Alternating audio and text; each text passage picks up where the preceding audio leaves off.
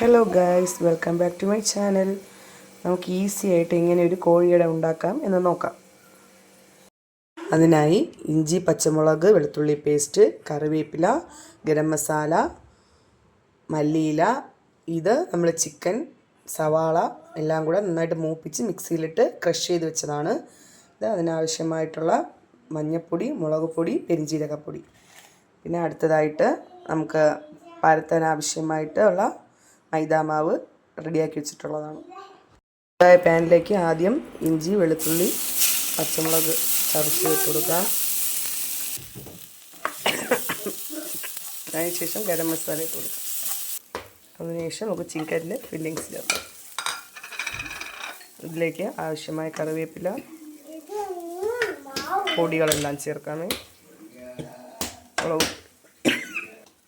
ഇതിലേക്ക് ആവശ്യമായ മല്ലിയില,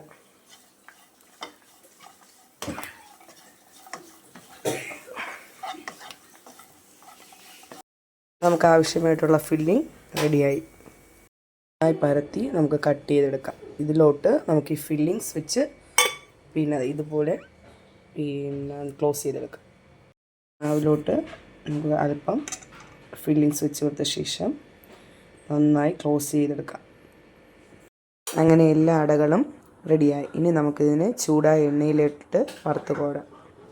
ഇതിലേക്ക് നമുക്ക് ഓരോ അടകളായിട്ട് ഇടാം.